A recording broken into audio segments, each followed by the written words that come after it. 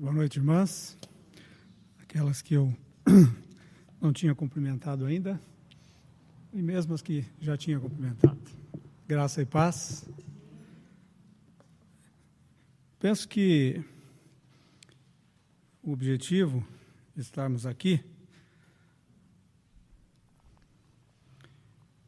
no sentido de que esse assunto que é tão importante na vida cristã, pudesse ser trabalhado um pouco mais nas nossas mentes, nos nossos corações. E, como a Magda disse, além da comunhão das irmãs em torno da palavra, uma oportunidade também de ganhar um pouco mais a respeito do propósito do Senhor para conosco. Nós vivemos dias de muita confusão no meio evangélico, de muita mistura, de um evangelho adulterado. Todos nós corremos o risco de entrar por esse caminho, tanto por um caminho legalista, quanto por um caminho de leviandade, um caminho fácil, um caminho de permissividade. Sempre foi de extrema necessidade estarmos apegados à palavra, mas parece que nos nossos dias é mais ainda. E às vezes nós facilmente substituímos por mensagens, digamos assim, água com açúcar, mensagens humanistas, substituímos por livros também mais leves, e esquecemos de ir à palavra do Senhor. Então, livros que nos façam mergulhar na palavra são de importância muito grande.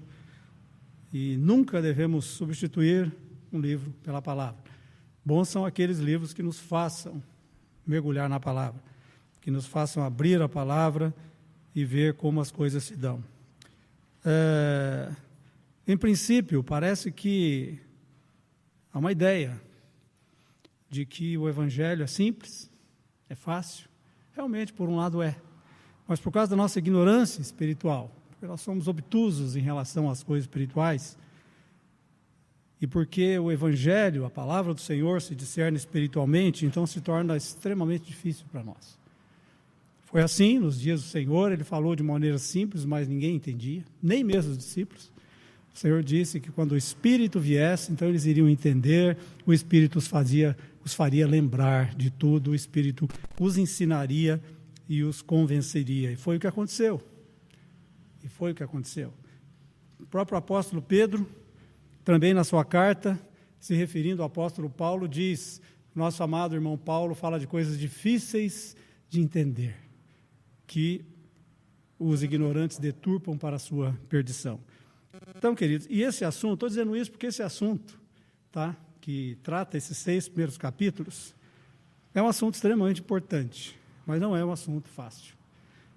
Vou procurar ser o mais simples possível, e estamos abertos aqui, como a Magda já colocou, a perguntas. O objetivo também é esse, questionamentos, se alguém quiser também compartilhar alguma coisa, perguntar, mas que o Senhor possa, se for de sua vontade, pela sua bondade e graça, utilizar tanto esse tempo quanto a meditação das irmãs nesse livro para ganhar um pouco mais do Senhor, da sua obra, da vida de Cristo. Nós estamos ganhando cada vez mais o entendimento de que tudo aquilo que Deus fez para nós, tudo aquilo que Deus se propôs a nos dar e a fazer, está em Cristo Jesus. E fazemos bem, então, em nunca dissociar nada. Nenhum agir de Deus, nenhuma bênção do Senhor, nenhum tratamento de Deus para conosco da pessoa de Cristo. Tudo está em Cristo. Tudo está feito nele. E aí surgem muitas colocações, muitas indagações em razão disso, porque se está em Cristo, por que não o vivemos com toda essa intensidade e às vezes até pelo contrário, negamos aquilo que já é nosso em Cristo? Então isso causa muita confusão na mente dos irmãos. Não prometo esclarecer tudo, mas se o Senhor nos der graça, quem sabe um pouquinho a mais nesse degrau aí do nosso entendimento com respeito à graça do Senhor. Eu vou, em princípio, me ater ao livro, porque esse é o objetivo, né? Vou ater pelo menos aqui aos temas, alguma coisa do livro. Vou abrir um pouco mais aonde achar necessário para entendimento e assim vamos caminhando. 6 capítulos do livro. Esses capítulos abordam temas como a palavra santo, que significa, né? O desaparecimento do pecado, desaparecimento no sentido de que o pecado está fora de moda, né? Ninguém trata o pecado mais como pecado. Primeiro na sociedade, isso começou a surgir, hoje até no meio cristão também, na sua grande maioria, está assim. Depois ele aborda no 3º capítulo a malignidade do pecado. Depois a cura, qual a cura que o Senhor trouxe, o poder do Espírito Santo e orientações para como podemos lidar com o pecado. Bom, ele começa aqui tratando da palavra santo. O tema, obviamente, é santidade, né? Quando tratamos de pecado, quando buscamos nos ver livre daquilo que entristece o Espírito, que entristece o Senhor, isso então se chama santidade. E ele procura, começando aqui, tratar da questão da santidade. O que significa a palavra santidade? E aqui já um primeiro tropeço. Por isso que eu quero chamar vocês para abrirem em 1 Coríntios, capítulo 1, versículo 2.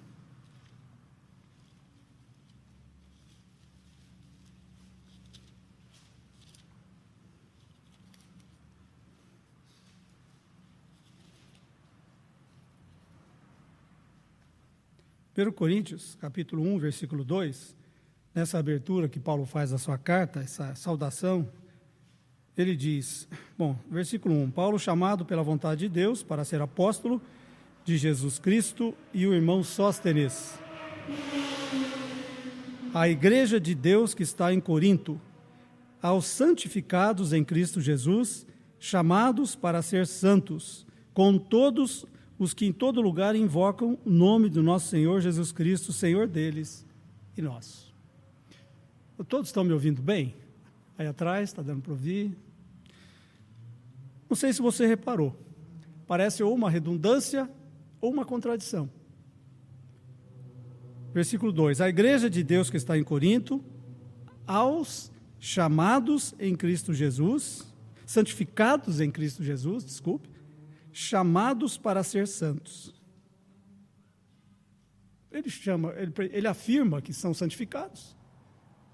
E depois, em seguida, ele diz que foram chamados para ser, quer dizer, vão ser santificados. Parece uma coisa contraditória.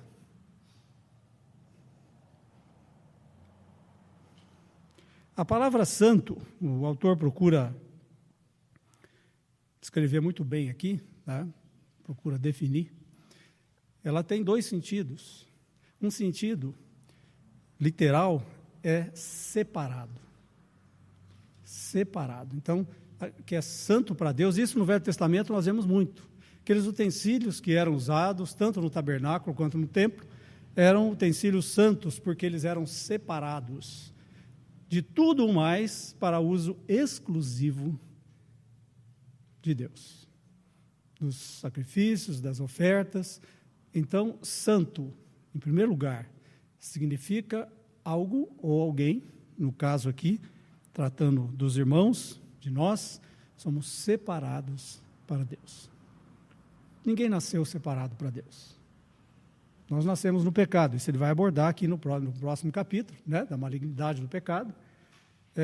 Todos nós nascemos no pecado, todos nós nascemos alienados de Deus, todos nós nascemos separados de Deus. Por mais anjinho, por mais bonitinho que tenhamos nascido dentro de igrejas cristãs, com pais santos, nascemos pecadores. Essa é uma outra realidade que nós também temos que ganhar, né? Nascemos com uma natureza contrária a Deus. Quando que nós nos tornamos santos? Nós nos tornamos santos quando nós recebemos o Senhor Jesus em nosso coração. E em que sentido nós nos tornamos santos? Separados para Ele. Não quero encher vocês de versículo, mas poderíamos citar, por exemplo, 1 Coríntios 5,15. Cristo morreu por todos aí significando aqueles, né, que vão efetivamente receber os benefícios da sua morte, para que os que vivem não vivam mais para si mesmos, mas para aqueles que por Ele morreu e ressuscitou. E tantos outros versículos na palavra do Senhor que denotam claramente que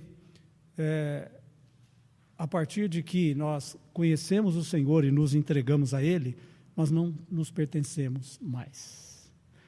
Então nós somos, todo cristão é como aqueles instrumentos, aqueles utensílios do Velho Testamento, que eram separados para Deus. Então aqui já há uma primeira contradição de um cristianismo comum, né, de uma vida cristã leve, frouxa, ou até de uma ideia que muito se tem dado hoje em dia, né, de uma vida cristã totalmente centrada em nós mesmos, como se Deus existisse para nos abençoar. É exatamente o contrário. Um pai, um filho, ele existe por causa do seu pai. Enquanto nós somos criancinhas, nós temos essa ideia, né? Tudo gira em torno de nós. Então, o pai existe por causa de mim, para cuidar de mim, para me dar amor, para me amar, para me cuidar. Mas, na verdade, é o contrário. O pai e a mãe quiseram ter um filho. O filho existe por causa deles. E assim o nosso Pai eterno, Criador, também se tornou Redentor em si mesmo, na pessoa de Cristo, no Espírito. Ele é o centro e não nós. E Ele queria ter filhos, Ele queria ter servos. Então, a salvação nos coloca nessa posição de separados para Deus. Nós que éramos egocêntricos, girávamos em torno de nós mesmos, o pecado tem essa raiz desse egocentrismo, dessa rebelião contra a vontade e a autoridade de Deus. Nós agora ganhamos uma nova natureza, vamos falar disso depois, que é centrada em Deus, em Cristo, no Espírito. Então, o primeiro sentido dessa palavra é separado. E indiscriminadamente, todo cristão, bebezinho espiritual que nasceu hoje, ou amadurecido espiritual, ele é santificado. Por isso que Paulo, então, pode chamar aqueles irmãos de santificados em Cristo Jesus. Lembrem, e o autor aqui coloca muito bem, eram irmãos crianças espirituais, bebês, carnais. Paulo, no capítulo 2, vai dizer que eles viviam segundo os princípios do mundo, segundo a filosofia humana, e não segundo a vontade do Senhor, mas eles não deixavam de ter sido santificados em Cristo, porque eles foram gerados em Cristo e pertenciam a Deus. Se eles estavam vivendo dessa forma ou não, é outra história. Tá? É outra história. Poderiam estar em pecado, em rebeldia contra o Senhor, mas eles pertenciam a Deus. Então, eles eram separados para Ele. Então, nesse sentido, todo cristão é santificado. Agora, há um outro sentido, que a palavra denota, então, santidade, que é o trabalhar da natureza divina em nós, que então é nesse sentido nós estamos sendo santificados. Por isso que ele diz, chamados para ser santos.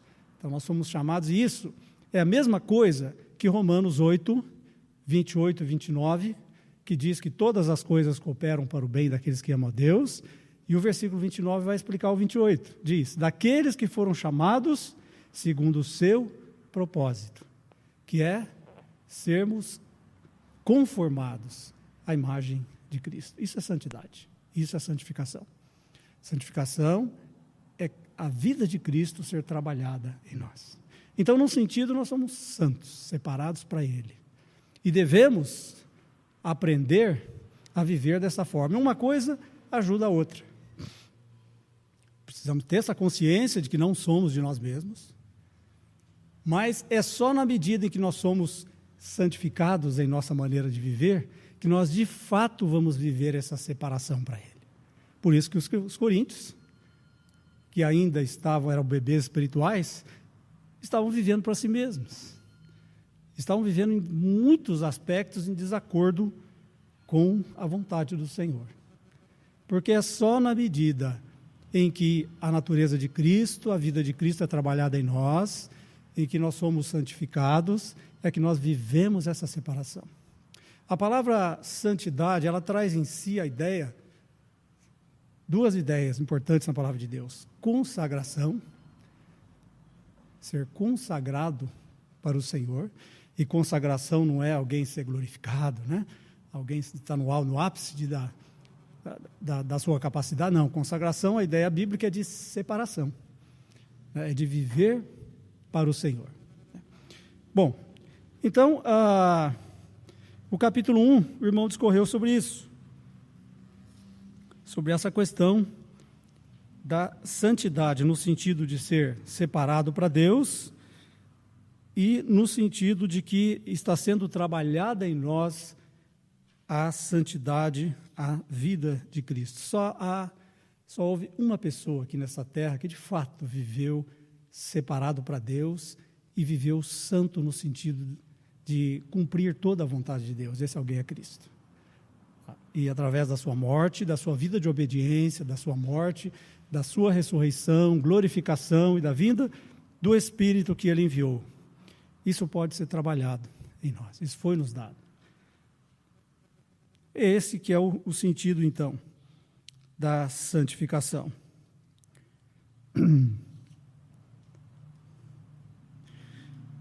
Na página 14, eu quero aqui fazer um esclarecimento. O irmão coloca da seguinte forma: nosso comportamento não nos torna santos. Amém, é exatamente essa a ideia. Tá? Isso precisa tirar da nossa cabeça.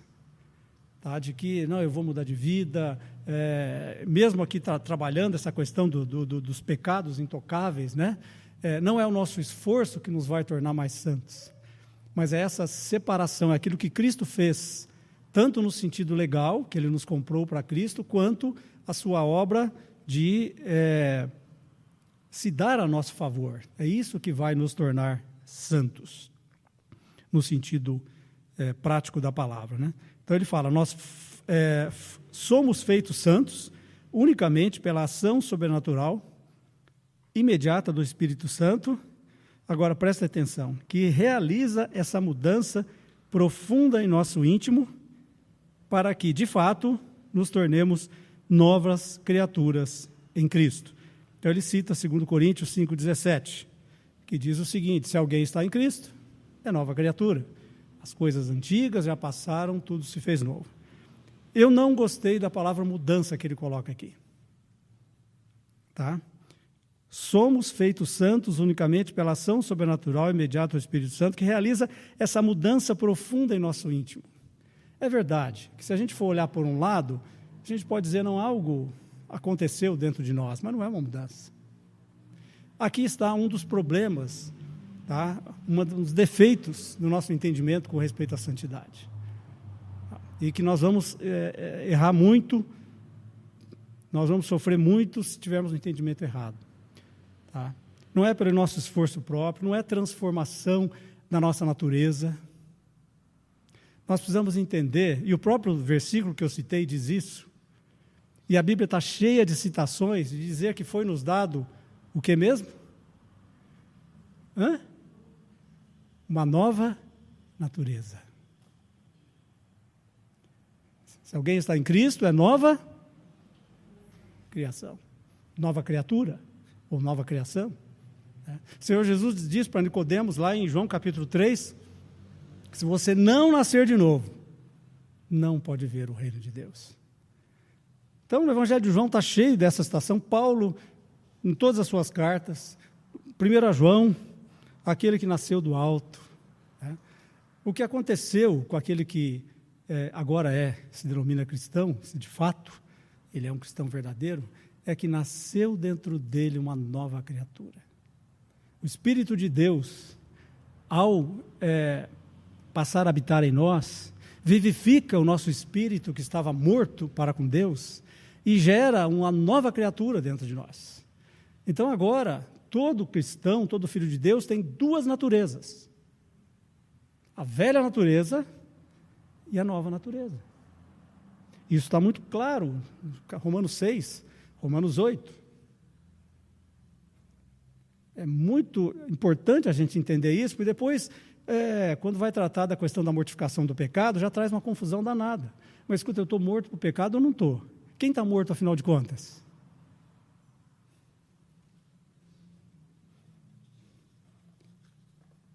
O trabalhar de Deus em nós é vivificar e fortalecer, por meio do crescimento espiritual, essa nova vida que está dentro de nós. Por outro lado, a nossa ação, estou até antecipando já alguma coisa, porque ele também, eu percebi que ele vai para frente, volta, né? Então o assunto exige isso. E a nossa resposta deve ser no sentido de que o nosso comportamento expresse essa nova vida que agora está dentro de nós. Nosso comportamento pode expressar a velha natureza ou a nova natureza.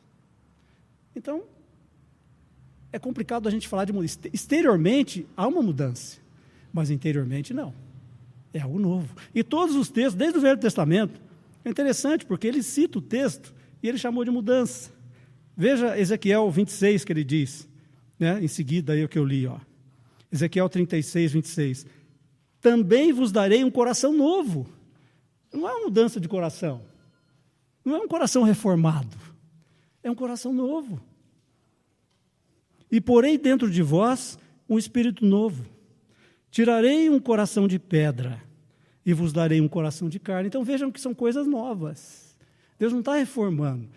A natureza carnal não pode ser reformada. O velho homem não pode ser reformado. Esse é um dos grandes problemas nossos no que diz respeito à santificação. A gente faz promessa, a gente tenta melhorar, a gente tenta mudar, tá? Mas focado nisso, achando que nós podemos. Mas quando nós vamos à raiz do problema, e qual que é a raiz? Já estou adiantando de novo.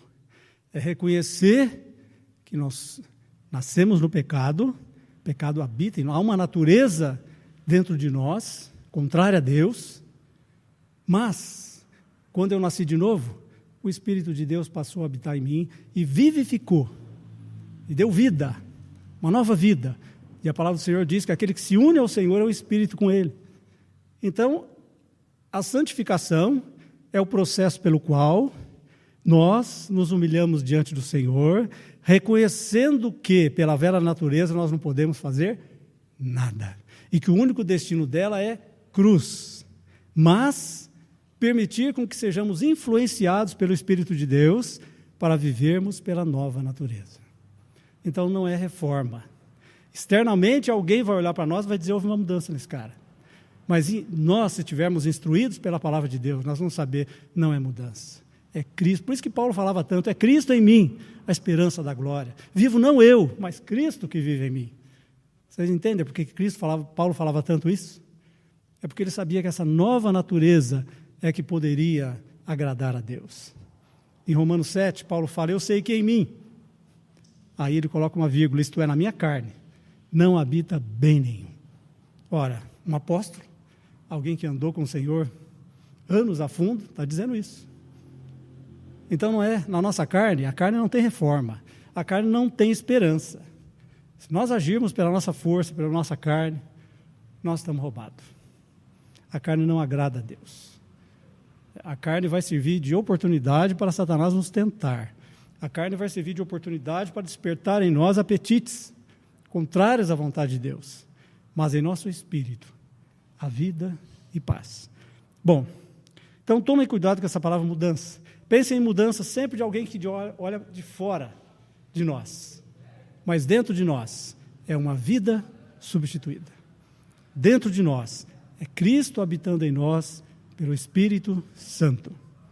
É que pode agradar a Deus e que pode cumprir todas as demandas do Senhor.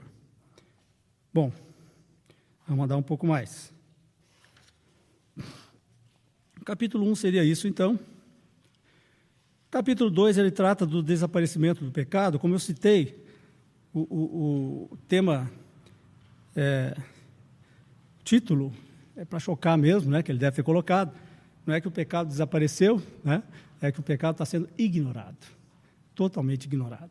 Ele começou sendo ignorado da sociedade e hoje é ignorado até do meio cristão. As músicas já não tratam mais de pecado, tratam de erro. Senhor, perdoa os meus erros, né? Minhas falhas, e por aí vai, né?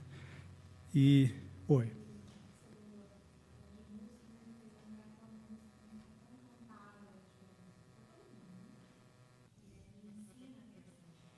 Isso, exatamente. Isso. Como se nós pudéssemos vivê-la por nós mesmos, né? Santidade é uma pessoa, é Cristo vivendo em nós. Então, ele procura abordar aqui o que é o pecado, então. Se o pecado sumiu, né, dos assuntos, até de muitos púlpitos cristãos, a gente trata mais como um deslize, como um erro, como uma falha, e não como, de fato, um pecado. E o triste é que, se não é pecado, então não tem como ser perdoado. O Senhor não pode perdoar falha, não pode perdoar deslize, Ele perdoa pecados, né? E Ele perdoa, na verdade, Deus não é conivente com os nossos pecados, Ele não passa a mão na cabeça de ninguém. O texto lá de 1 João 5, 7 diz que se confessarmos os nossos pecados, o Senhor é fiel e justo para nos perdoar, mas por causa de uma coisa, porque Cristo pagou o preço do nosso pecado. O termo mais correto ali não é nem que o Senhor perdoa os nossos pecados, né? Que o Senhor nos perdoa porque o pecado foi pago. O pecado não pode ser perdoado. O Senhor disse que o pecado tem que ser pago. Toda alma que pecar, morrerá. Então, hoje o Senhor pode perdoar, como também no Velho Testamento, por um Cristo que haveria de morrer por nós, por eles, e hoje nós olhamos para trás, né? Ele pode nos perdoar porque Cristo pagou o preço da nossa transgressão, dos nossos pecados. E Deus não cobra uma dívida duas vezes. Ele é justo. Se foi pago em Cristo, então Ele pode nos perdoar. E Satanás não pode, em hipótese alguma, jogar na cara do Senhor que Ele está sendo injusto. Porque lá diante do trono está sempre o sangue do Senhor, mostrando que Ele pagou o preço dos nossos pecados, né? Isso. É muito mais fácil, né? Perdão é tão difícil. Desculpa, eu errei aí, eu falhei, né? Agora, perdão implica realmente um pecado, é mais humilhante, é mais difícil realmente.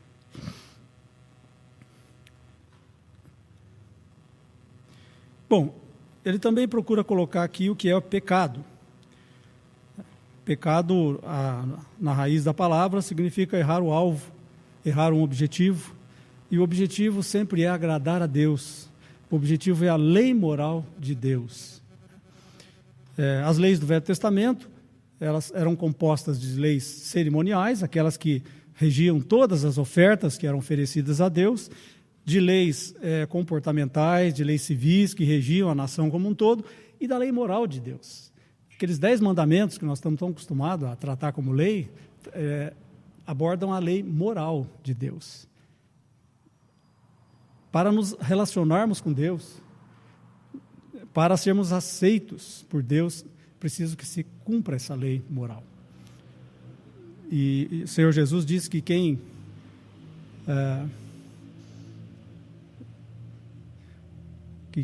não conseguisse cumprir uma vírgula ou um tio da lei, seria culpado de todas, né? Então ninguém era capaz, todos somos culpados e pecadores diante de Deus. Também, o resumo da lei, nós vemos nos evangelhos, que é amar a Deus sobre todas as coisas e ao próximo como a nós mesmos. Nós sabemos que ninguém é capaz de fazer isso. E no sentido cristão, também, como já foi dito lá atrás, a respeito da palavra santo, né? Separação para Deus, está incluída aqui a consagração, está incluída o viver para agradar a Deus. Esse é o propósito da vida cristã. Então, podemos considerar, porque é assim que a palavra trata, pecados,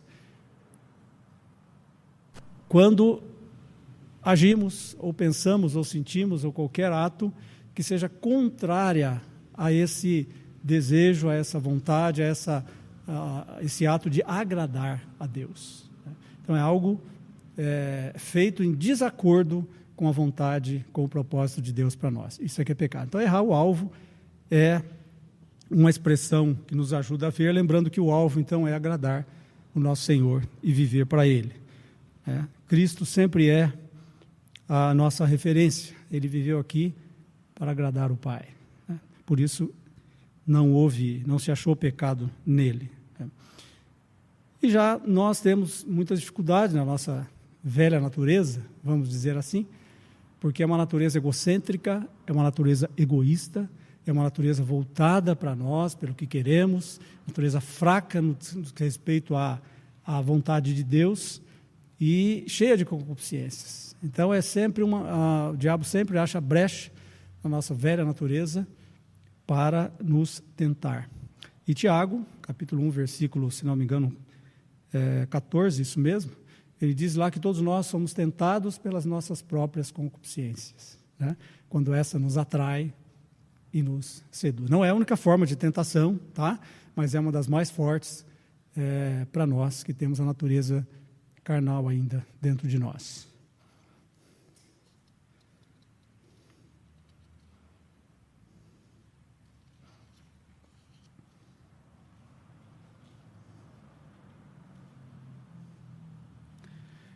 Por duas vezes, aqui na página 21 e depois na página 22, a última expressão aqui da página 21, ele fala que o pecado merece a condenação de Deus. Eu entendi o que ele quis dizer, mas condenação é um termo muito forte. Merece a reprovação de Deus. O pecado já foi condenado em Cristo. Então, no que diz respeito aos filhos de Deus, Deus não vai condenar de novo. Ele realmente traz esse sentimento de condenação naqueles que têm o Espírito de Deus, e traz aquele sentimento de culpa, sem dúvida nenhuma, mas Deus não vai condenar, Deus não condena os seus filhos. Quem procura trazer condenação é o diabo. O diabo é que tenta nos condenar, nos trazer culpa, mas o Senhor nunca vem para nos trazer uma palavra de condenação. É sempre de atração, para nos atrair a Ele e nos levar à cruz, para nos vermos o nosso pecado, nos arrependermos, confessarmos e sermos perdoados e libertos. Então, em vez de condenação aqui, a palavra correta seria reprovação. Aí sim, o Senhor reprova o nosso pecado e o Senhor reprovará um dia se nós fizermos mau uso da graça de Deus. No tribunal de Cristo podemos ter reprimendas do Senhor. A mesma expressão usada aqui no final do parágrafo 1º, página 22. Ambos merecem a condenação de Deus. Então, o ideal aqui é dizer merecem a reprovação de Deus.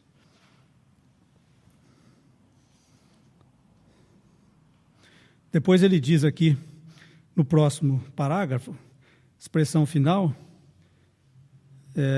merece seu castigo. É verdade, tá? A disciplina do Senhor muitas vezes vem no sentido de nos castigar, no sentido de nos corrigir, Hebreus 12 nos ensina isso, que o Senhor açoita todo aquele que recebe como filho. E a sua disciplina tanto pode ser instrutiva quanto corretiva também. E muitas vezes isso acontece conosco. Isso é fato. Bom, vamos andar um pouco mais, pois ele trata da malignidade do pecado. Com respeito à malignidade do pecado, ele procura mostrar que o pecado é de natureza moral, é fato, porque ofende a lei moral de Deus, ele expressa uma atitude, um comportamento, um sentimento moral da nossa parte, e ele é maligno, de fato, porque foi plantado pelo mal aqui no mundo, o diabo, o pai da rebelião contra Deus, e ele instigou nossos primeiros pais, Adão e Eva, a fazer o mesmo. E a partir dali essa semente passou para dentro de nós e nós nascemos com esse espírito, com essa atitude de interior de coração, de rebeldia contra Deus. Então, é algo realmente maligno. É importante nós fazermos separação. Ele coloca aqui, de uma certa forma, entre pecados como atos praticados, e a partir do versículo do capítulo 7 ele vai tratar muito isso, dos atos, daqueles pecados que nós estamos tão acostumados e até passamos a mão, né, na cabeça deles. E é importante, então, nós fazermos distinção entre os atos cometidos, os pecados, e a natureza do pecado. A Bíblia trata dessa distinção. Tá? É uma ideia muito comum, isso também, alguns já devem estar careca de ouvir a gente falar, eu e outros irmãos, né? De que, uma frase dita pelo nosso irmão Watmani, de que nós não somos pecadores porque pecamos. Pensem nisso. A ideia nossa inicialmente é essa, né? Não, eu sou pecador porque eu peco. Se eu não pecar mais, eu não sou pecador. Mas, na verdade, é o contrário. Nós pecamos porque somos pecadores. É uma questão de natureza. Os atos correspondem à natureza. Nós nascemos em pecado. Um bebê não tem consciência de nada, com 1, 2 anos, ele já está cometendo pecados de rebeldia, de fingir, de mentira e de outras coisas. Né? Por que ele faz isso? Porque há uma natureza dentro dele. Então, o que o torna pecador não é porque ele cometeu aquele ato, é porque ele já nasceu pecador. Isso é importante que a gente saiba também. Isso que eu disse, então, a respeito das duas naturezas. Nós nascemos com essa natureza corrupta, contrária a Deus, carregada de inimizade, carregada de independência de Deus, carregada de artifícios para conseguir aquilo que a gente quer. Somos centrados em nós mesmos. Isso é a nossa natureza do pecado. Isso é o velho homem. Isso é a natureza carnal, que não tem nada a ver com o nosso corpo. Tá? Eu vi que o texto que a Magda leu, na tradução dela, diz que o nosso corpo seja destruído. Quando a Bíblia fala em corpo do pecado, não está falando do nosso corpo. Não há problema nenhum com o corpo. Essa é uma questão séria também. Tá? É bastante complexa essa questão toda. E no passado, trouxe muitas heresias. Alguns achavam que Cristo não poderia ter habitado nesse corpo, porque esse corpo é mau. A matéria é má. Mas vejam, Jesus habitou num corpo como o nosso, sem pecado. Então não há problema nenhum com o corpo. Com o nosso, sim. Porque nós nascemos no pecado, então nosso corpo está contaminado. Mas o propósito do Senhor não é destruí-lo, pelo contrário, é resgatá-lo. Né? O ápice da nossa salvação, da nossa, a Bíblia chama de, fugiu o termo agora, não é regeneração, foi lá atrás, mas, nossa, está saindo aqui. Deixa eu olhar para Romanos 8 que eu vou lembrar.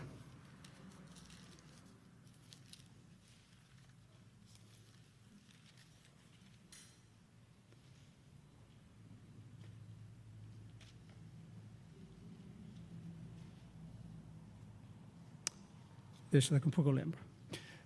O ápice, vamos colocar assim, da nossa salvação, né? Porque, como vocês sabem, fomos salvos da culpa, estamos sendo salvos do poder do pecado e seremos salvos da presença do pecado. Mas faz sentido, regeneração também é o termo. Vamos colocar assim, o ápice da regeneração é a restauração do nosso corpo ser transformado. Como? É o que vai acontecer, mas não era esse termo, não. A Bíblia dá um assim como justificação, regeneração, tem um termo que eu esqueci agora. Glorificação é um dos termos usados. Né? A glorificação do nosso corpo, quando o nosso corpo vai ser transformado. Tá? Veja bem, quando o Senhor... a morte de Cristo, ela é completa e conclusiva. E a nossa experiência cristã aqui na Terra e até na eternidade, mas principalmente aqui na Terra, é experimentar, é desfrutar daquilo que Cristo viveu e fez lá na cruz. Então, quando nós nos chegamos ao Senhor e temos os nossos pecados perdoados, e temos a nossa consciência livre de culpa, nós estamos experimentando o perdão da culpa. E nós achamos que é tudo. Estou salvo, vou para o céu. Cristo morreu por mim. Mas aí a gente vê que a gente está cheio de problema ainda, que eu peco, que é uma natureza de mim complicada, e que precisa haver mais alguma coisa. Aí a gente descobre que, pela palavra de Deus, pelo ensino, que Cristo também solucionou um problema da nossa natureza, na sua morte na cruz. Quando ele morreu, ele só não morreu por nós, Ele também nos levou lá naquela cruz. A sua morte é inclusiva. Por isso que o texto que a Magda leu fala que nós morremos com Cristo, e nós damos testemunho disso, né? Na nossa conversão, no nosso batismo, nós somos incluídos na morte de Cristo, né? Então, o Senhor também providenciou uma solução para esse poder que está dentro de nós e que nos arrasta para uma vida contrária a Ele e nos arrasta para o pecado, né? Mas isso não é fora de nós, isso é algo em Cristo, né? Isso é em Cristo. E, obviamente, foi colocado dentro de nós por meio do Espírito Santo. E na medida em que nós ganhamos esse entendimento, colocamos a nossa fé, andamos no Espírito, nós vamos experimentando essa liberdade, né? Mas também o nosso corpo. Hoje a gente luta com essa dicotomia dentro de nós, com essa esquizofrenia, né, de duas naturezas. Um dia nós vamos ser libertos dela, né? E um dia nossos corpos vão ser glorificados a corpos semelhantes ao do nosso Senhor. A vida do nosso Senhor aqui na terra, ela é fantástica. Ele não era inclinado a nada de que nós somos. Ele era tentado, mas era uma tentação externa. O diabo vinha e o tentava. Nós somos tentados pela concupiscência dentro de nós, a mentir, a passar para trás, a levar vantagem, a falar mal dos outros, né? A satisfazer desejos carnais. É algo que brota lá dentro. Nosso Senhor não, porque Ele tinha uma natureza perfeita, um corpo perfeito. Ele não tinha inclinação nenhuma para o mal. O diabo vinha e ofertava coisa para ele. Oh, você vai ser o rei do mundo? Sobe aqui, né? Pula que todo mundo vai te ver, todo mundo vai te adorar. Você quer ganhar todos os reinos? Me adore aqui que eu vou te dar já. O diabo tentava, né? Na cruz ele ainda foi tentado, né? Oh, você está dizendo que confia em Deus? Que Ele te quer bem? Então desce daí que todo mundo vai acreditar nisso. E ele permaneceu lá na cruz, sofrendo.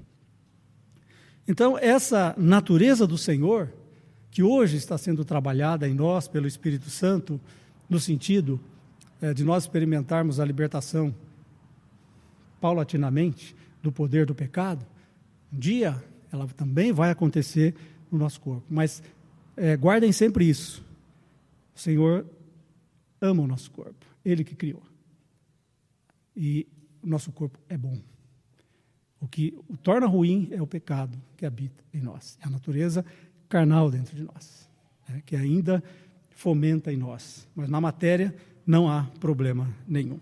Então é importante nós entendermos essas coisas, porque santificação, se vocês forem ler livros, se vocês forem ver na história, vocês vão ver muita gente que martirizava seu corpo para ser santo, privava seu corpo de um monte de coisa para ser santo.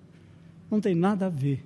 É claro que, no desrespeito às disciplinas cristãs, Paulo mesmo fala, eu esmurro meu corpo e eu reduzo a escravidão. Porque o corpo é um excelente servo, mas um péssimo senhor. E um dos problemas da nossa caminhada na santidade é deixar com que o corpo nos domine, né? Então tem gente que quando está com fome fica mal-humorado, trata mal os outros. Não é verdade? Isso é tão comum, fica impaciente, não consegue fazer nada, o corpo está dominando. É hora de nós nos humilharmos diante do Senhor, confessarmos, colocarmos a nossa mente no Espírito, sabemos que nós temos uma nova vida em Cristo e buscarmos força, né, para vivermos além daquela fome e não permitir que o nosso corpo nos domine, né? Então o corpo é um excelente servo, mas um péssimo senhor. Bom, pecado realmente é algo maligno, e nós falamos aqui da diferença entre pecados. Nossos pecados precisam ser perdoados, né? Precisamos ser perdoados, confessar cada vez que acontecer, e o sangue de Cristo é quem trata dos nossos pecados. Lembrem sempre, 1 João 5, 7. Se confessarmos, 5, 7 e 9. Se confessarmos os nossos pecados, Ele é fiel e justo para nos perdoar e nos purificar de toda injustiça. Mas, eu confesso, sou perdoado, amanhã eu faço de novo, eu confesso, sou perdoado, depois da manhã eu faço de novo, às vezes no mesmo dia, 2, 3 vezes, eu começo a ver que o problema não preciso só de perdão. Eu preciso também de um poder que me livre de ficar caindo sempre nas mesmas coisas. Então a gente vê a questão da natureza. Tem uma natureza que nos leva a pecar, é a velha natureza. Se nós formos para Romanos 8, isso está muito claro lá, né? Lá fala. A inclinação da carne e a inclinação do espírito. Então, pensem, nós como cristãos, temos que pensar em nós sempre dessa forma. Por isso que eu falei que não é uma questão de transformação. Tá? É uma questão de Cristo viver em mim pelo Espírito, esse novo homem ser alimentado e crescer, ou nós cedermos à carne e continuar vivendo e praticando as obras da carne. Não é a nossa natureza que vai ser mudada e transformada. Não. É a vida, o novo homem dentro de nós, que hoje é um bebê e que é fraco, ele perde todas para a carne, é que ele vai crescer na medida em que ele é alimentado e vai, então, ser vigoroso e vai suplantar a carne. Isso é crescer em santidade. Se nós tentarmos transformação por nós mesmos, nós vamos dar com os burros na água. Eu, na minha juventude, entrei por esse caminho, tirei tudo que eu gostava, parei de fazer tudo, entrei no legalismo danado e entrei em depressão. E fiquei mais de 1 ano em depressão, até ser ajudado a sair disso e a entender o que é a graça de Deus em Cristo. E aí fui saindo paulativamente. Então, é muito importante até nós vermos que livro a gente lê, porque naquela época eu entrei nisso porque eu li muitos livros de santidade, de uma vida mais profunda, e não tinha muita boa literatura na época, muita gente pregando a sua experiência, né, e martirizando a si mesmo, e eu entrei por esse caminho. E não é essa graça que o Senhor tem para nós. Bom, a cura do pecado, capítulo 4. E ele aborda aqui mais até a respeito da culpa do pecado. É importante.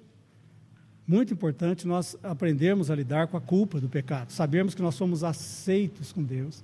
Deus nunca vai se aproximar de nós e nos trazer uma palavra de condenação. Ao mais vil pecador, ao mais o Filho de Deus que está mais afastado, Deus não vai condená-lo. Deus vai falar palavras ternas para que ele se arrependa, né, e venha confessar e venha receber gratuitamente o seu perdão. Então, ele fala aqui que nós precisamos saber disso, ter consciência disso, né? E até para tratar dos pecados que cometemos, é muito importante, é motivador, sabemos que há perdão, que já fomos perdoados em Cristo, ele aborda muito bem isso, né?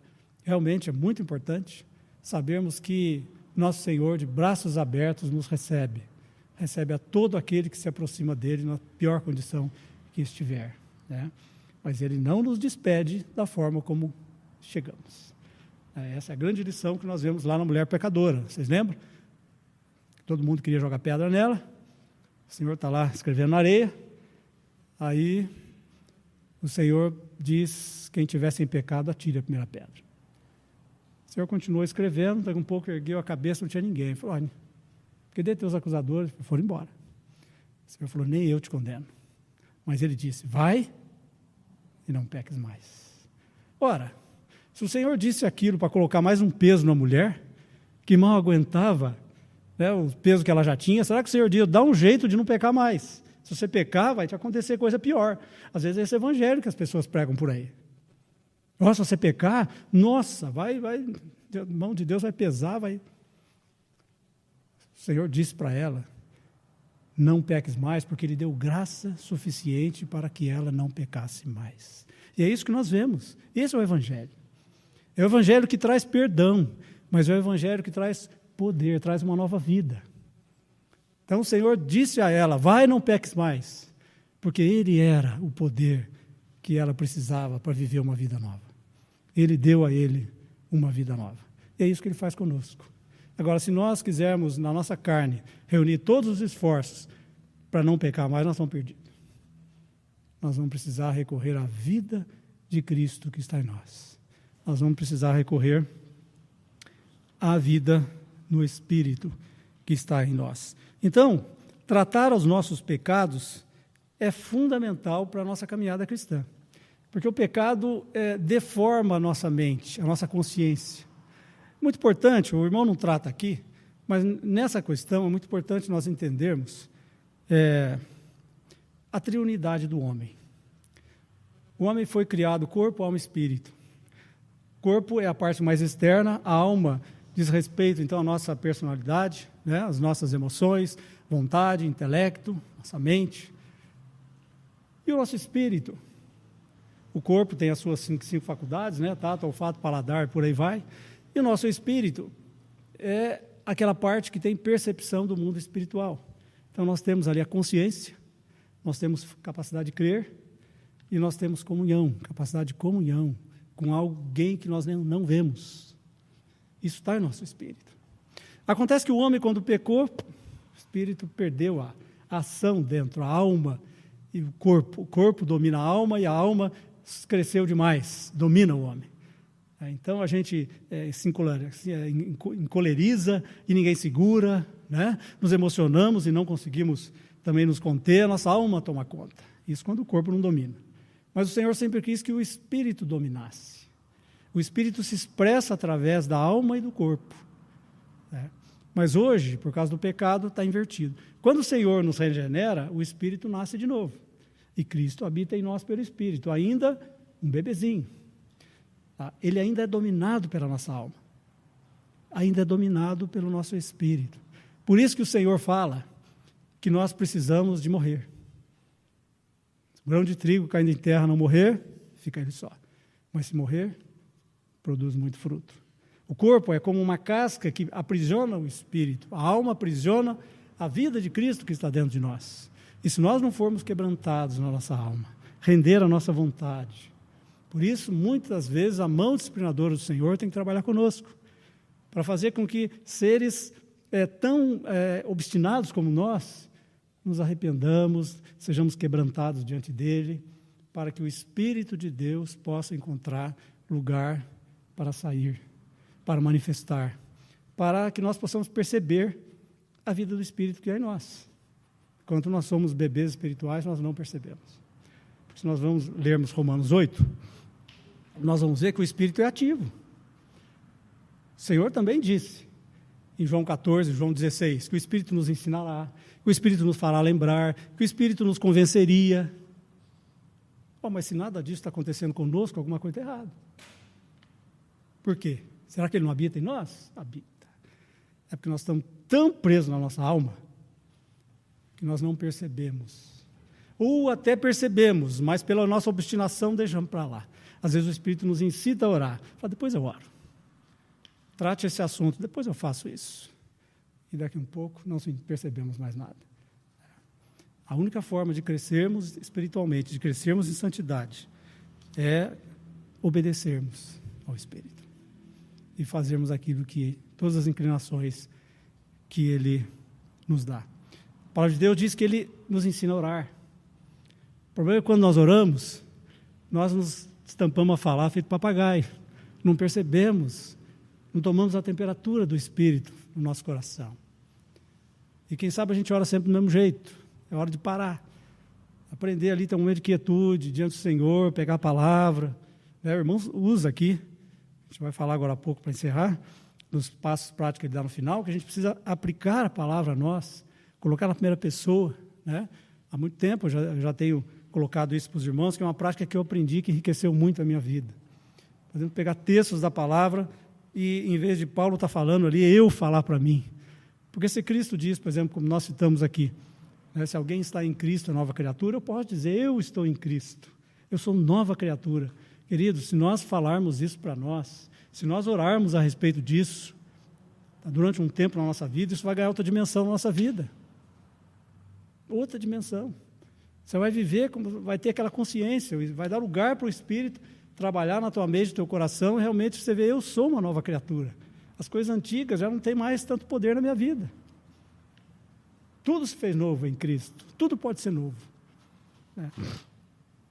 Então, precisamos dar espaço e lugar para que o Espírito de Deus possa trabalhar santidade, ou seja, trabalhar a vida de Cristo dentro de nós. E na medida em que fazemos isso, a vida interior, essa nova vida, esse eu, esse novo homem que a Bíblia chama agora, ou nova mulher, esse novo ser ligado a Cristo, vai crescendo.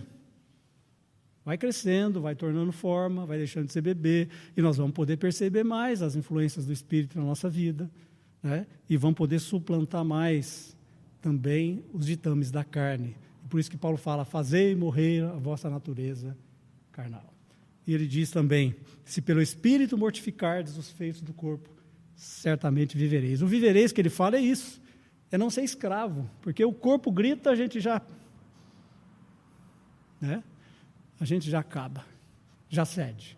Então Paulo fala, pelo Espírito é possível você viver, não ser mais escravo do teu corpo. Se pelo Espírito mortificardes, ou seja, tornar sem ação os feitos do corpo, vocês vão viver. Então, precisamos do perdão dos nossos pecados. O irmão trata isso muito bem. Mas precisamos tratar da culpa do pecado.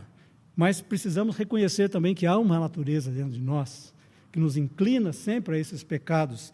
E precisamos entender, como foi lido Romanos 6, leia novamente Romanos 6, medite, de que o remédio de Deus é pegar essa natureza e crucificá-la na cruz.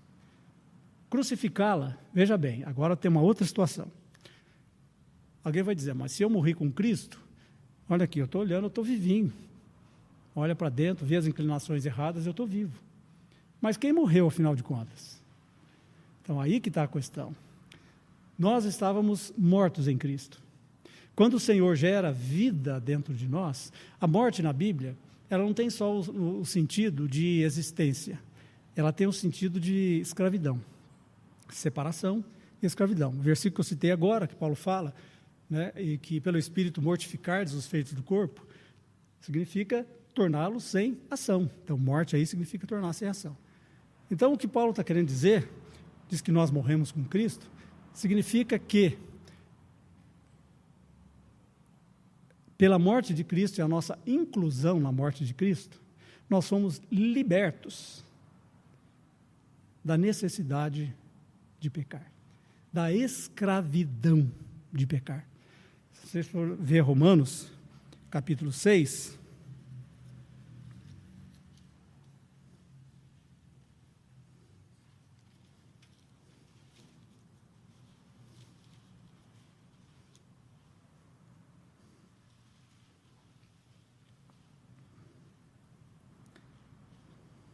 vocês vão ver que é uma questão de domínio.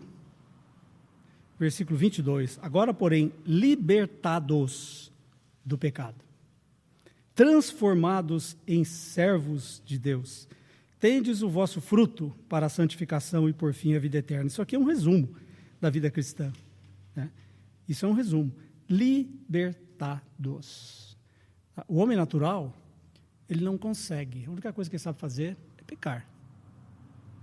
Agora, o Filho de Deus, como ele tem uma nova natureza dentro de si, que nasceu livre, então ele está liberto do pecado. Isso não significa ainda uma vida sem pecado. Por quê? Porque o nosso corpo ainda sofre as consequências do pecado e porque o nosso espírito, a nossa vida interior ainda é criança e ela ainda cede muitas vezes, ela não é suficientemente forte para nos ajudar a fazer morrer, então, os ditames da carne. Tá? Então, é nesse sentido, nós não somos mais obrigados a pecar a todo custo. Tá? Nós fomos, versículo 14 de Romanos 6, porque o pecado não terá domínio. Então, a questão da morte que Paulo fala é esse domínio, foi quebrado esse domínio. Foi quebrado o domínio. A presença do pecado ainda não, vai ser um dia. Mas o domínio, sim. O domínio, sim. Então, é possível, na medida em que nós ganhamos realidade com Cristo, deixar de pecar determinados pecados. E se nós crescermos tudo o que temos direito em Cristo, um dia nós não vamos pecar mais. Mas, infelizmente, vai precisar de mais vida para a gente fazer isso aqui, na eternidade. Mas, na medida em que crescemos com Cristo, não há mais como o pecado ter domínio sobre determinadas áreas. Nós caímos porque ainda somos fracos espiritualmente, porque vivemos ainda muito pela nossa alma, pela nossa carne. Então, o reconhecimento da obra de Cristo é fundamental, sabe? Nós temos falado muito isso aqui. É Cristo, é Cristo, é Cristo. E não o fato de que Cristo vai fazer isso em mim. Eu vou orar bastante para que Cristo me faça isso, me liberte. Nós temos que olhar para trás e ver que já foi feito em Cristo. tá? E que o Espírito de Deus é que está em mim para viver essa realidade. Cristo em mim, seu Espírito em mim é Cristo em mim, né? Então não é algo que vai acontecer, é algo que já aconteceu, né? E os meios da graça que nós fazemos, que são fundamentais, são meios para que a gente se humilhe diante do Senhor e exercite a vida espiritual. Não são moedas de troca, né? Não são que eu vou orar bastante para mim, né? Quem sabe eu preciso orar bastante, né? Para mim ter a consciência mais sensível, né? Para mim perceber quais os pecados que eu tenho caído, isso sim, mas eu vou orar bastante para Deus me abençoar. Não, já estou abençoado em Cristo. Eu preciso orar para aprender a receber aquilo, ver, conhecer e receber aquilo que Cristo fez, o mesmo Cristo que habita em mim pelo Espírito Santo.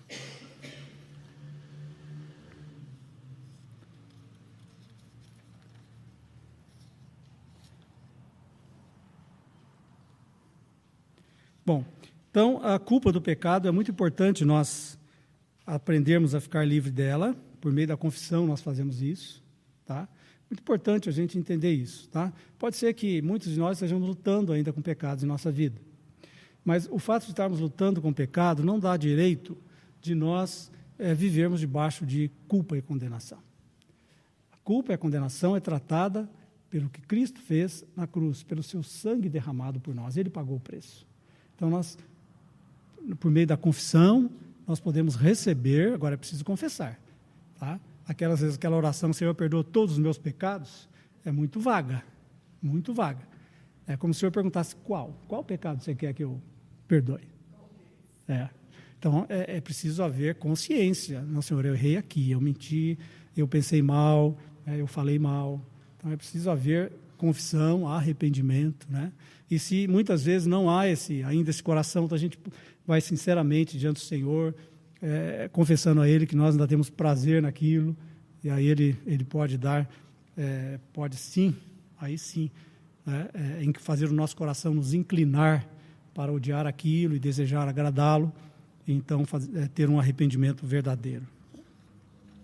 Bom, capítulo 5 ele vai falar do poder do Espírito. E quando a gente trata do poder do Espírito, ele fala aqui da operação do Espírito em nós.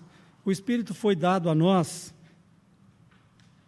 foi prometido pelo Senhor em João 14, o Senhor disse na sua partida que Ele iria, mas que eles não deveriam ficar tristes, porque Ele daria outro Consolador, né, que estaria para sempre com eles, e que estaria neles. Enquanto Cristo estava aqui, Cristo estava fora deles. O Espírito é Cristo em nós.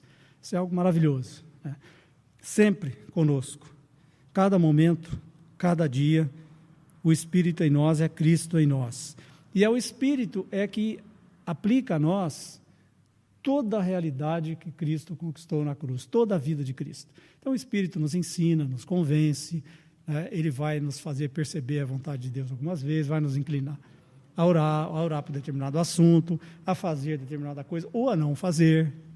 Então, nós só vamos perceber isso na medida em que cedemos, primeiro, temos um coração sensível, uma consciência sensível diante de Deus, temos já feito a nossa entrega, a nossa vontade, a nossa deliberação de fazer a vontade do Senhor, de agradá-lo, de não mais andar a meu bel prazer, né? Isso chama-se consagração, e de fato procurar perceber os ditames do Espírito em nossa vida.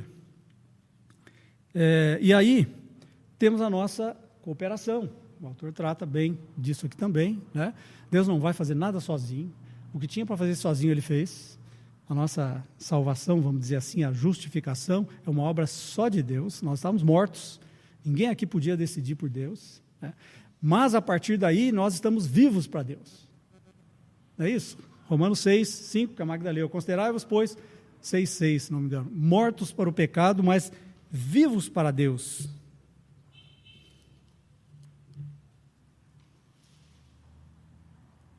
Romanos 6, 11. Considerai-vos mortos para o pecado, mas vivos. Estamos vivos para Deus. Se estamos vivos, veja bem, então vamos ver de novo, né? É a nova vida que está em nós. E se nós andarmos em sujeição a essa nova vida em sujeição ao Espírito de Deus, então há poder em nós para agir. Mas ao tentar se associar à carne e agir por meio do nosso esforço natural, nós estamos perdidos.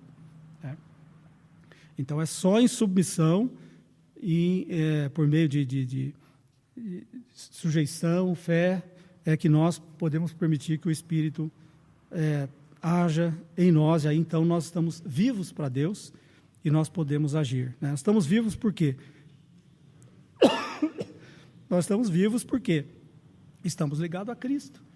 Somos novas criaturas, o Espírito passou a habitar em nós, somos vivos para Deus, há capacidade em nós. Por isso que Paulo, em Romanos 7, quando ele fala, eu sei que em mim, isto é, na minha carne, não habita bem nenhum. É na carne que não habita, mas em nós, Cristo habita, o Espírito Santo habita, eu estou vivo para Deus, e há sim capacidade em nós de viver e agradar a Deus. Por isso que Paulo, no Romanos 6,13, ele diz, oferecei-vos a Deus agora. Agora nós podemos. Antes nós não podíamos. Nós estávamos mortos, presos, amarrados ao pecado. Agora nós podemos oferecer a Deus. Vem o Senhor, minha vida, oferecer. Nós cantamos.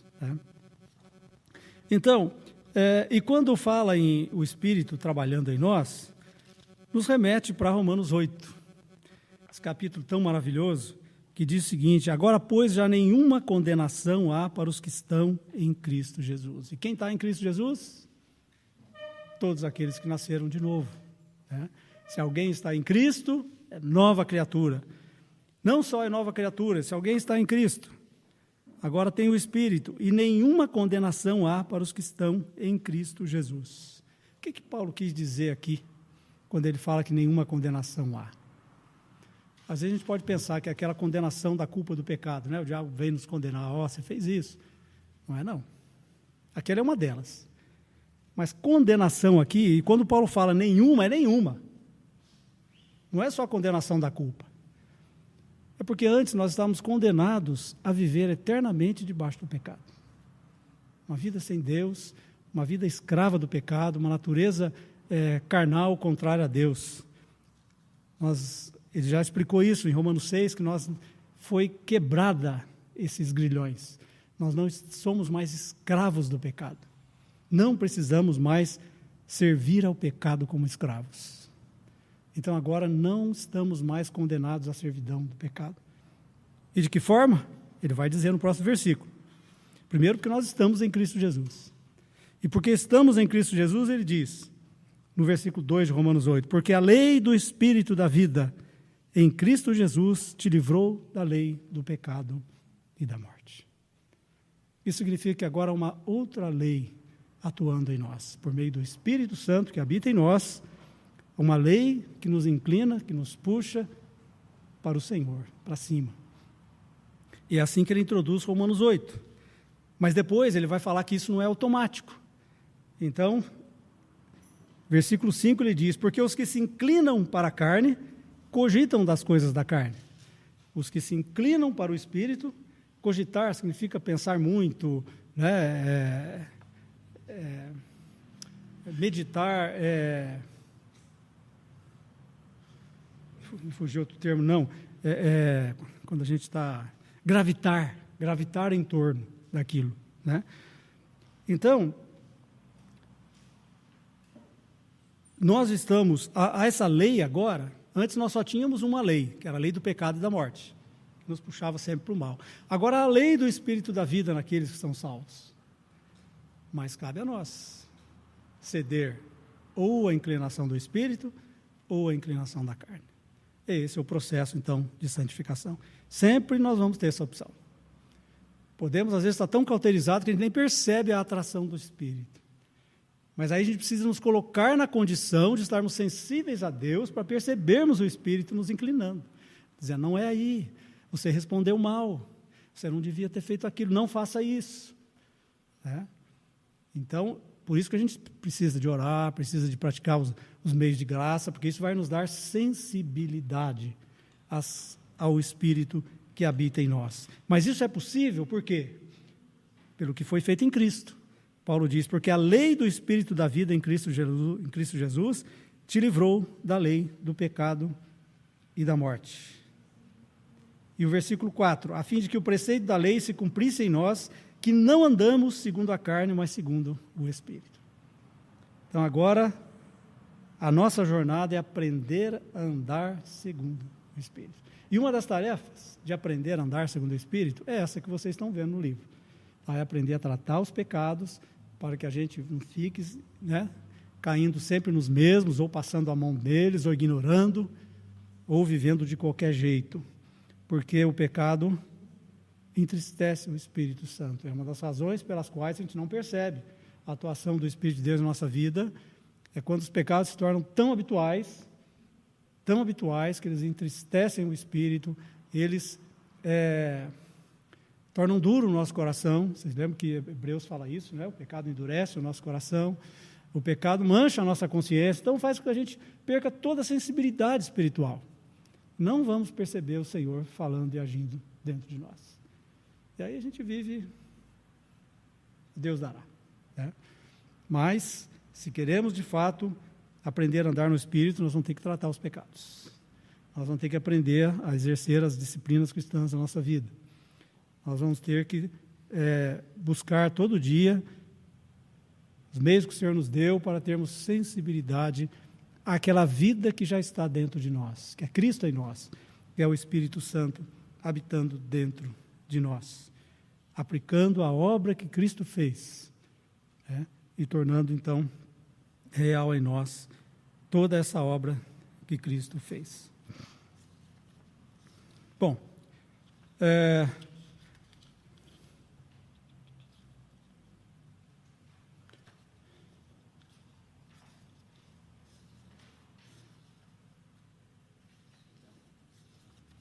deu, né? O capítulo 6, então, ele resume tudo e faz algumas orientações,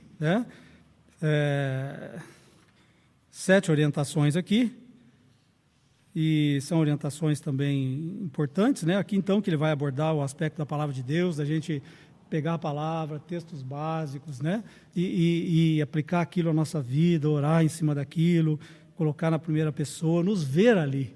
Nós vamos pegar texto da palavra de Deus e ver que aquilo é nosso. Que aquilo é nosso. Pegar Efésios 2:10, por exemplo, somos criação de Deus realizada em Cristo Jesus para boas obras. Precisamos nos ver ali. Que nós somos uma nova criatura em Cristo, criação de Deus, que está atuando em nós pelo Espírito, que já nos gerou em Cristo, para que possamos, então, experimentar essas boas obras, que é os frutos do Espírito em nós. Depender da capacitação do Espírito, reconhecer a nossa responsabilidade, identificar as áreas fracas da nossa vida. Bom, uma palavra final. Já estendi muito. Também que é uma vez só que vocês vão me ouvir, tá? Pelo menos aqui, então extrapolei um pouco. Uma palavra final. Nós temos temperamentos diferentes. Alguns são joviais, temperamentos extrovertidos, e são muito fáceis de achar culpa nos outros e nunca acham culpa em si mesmo. Outros são mais circunspectos, voltados para si, e sempre estão se analisando, e esses são mais fáceis de achar culpa em si mesmo. Então, quando pega um livro desse, de examinar, de tratar o pecado, é uma escravidão para esse tipo de pessoa. Já procurei ajudar, já conversei, eu sou esse tipo de pessoa e sofri muito com isso. Quando o Senhor começou a me libertar de ficar olhando para dentro de mim mesmo, mas foi uma libertação tremenda. Acontece uma coisa, eu, em vez de primeiro culpar os outros, eu vejo se há falha em mim. É temperamento. E eu vivia me analisando e eu vivia um inferno.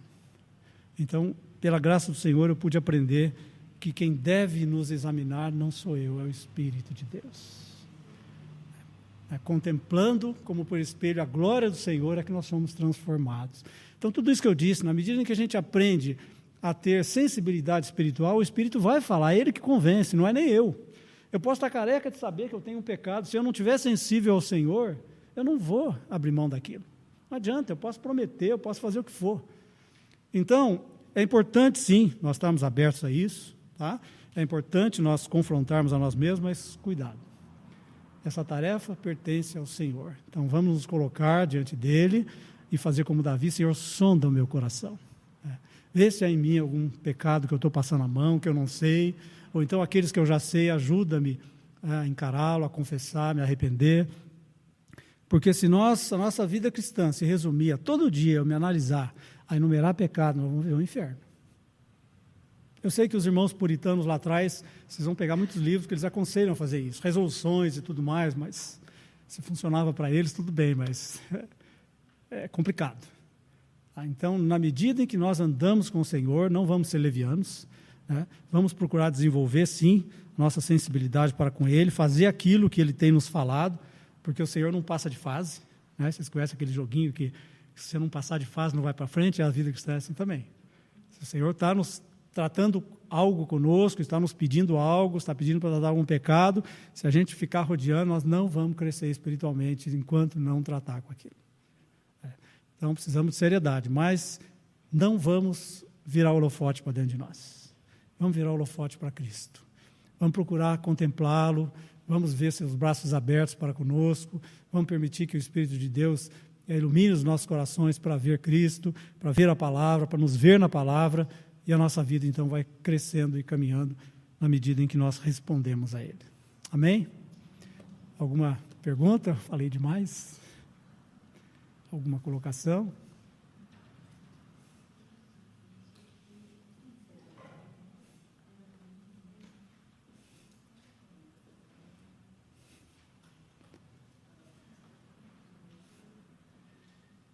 Então, tá bom. Obrigado, Pai, por Tua infinita bondade, por Tua graça em Cristo Jesus, pelo habitar e pelo trabalhar do Teu Espírito em nossas vidas e pela Tua boa palavra. Palavra, Senhor, que temos liberdade de ler, de meditar, de compartilhar, de falar a nós mesmos, falar uns aos outros, que possamos estar valorizando isso no nosso dia a dia, dias tão corridos que temos vivido, mas que aprendamos a nos dedicar, dar tempo, Senhor, para o nosso coração se aquietar e se alimentar a nova vida de Cristo que está em nós. Trabalha em nós, Senhor, por Teu Espírito, por Tua palavra, ganhando mais nosso coração, nos fazendo crescer em toda a riqueza da vida em Cristo. Abençoa as irmãs na meditação, na leitura desse livro, nas reuniões mensais, e que isso redunde em crescimento para a vida de cada uma, Senhor. Em nome de Cristo. Amém.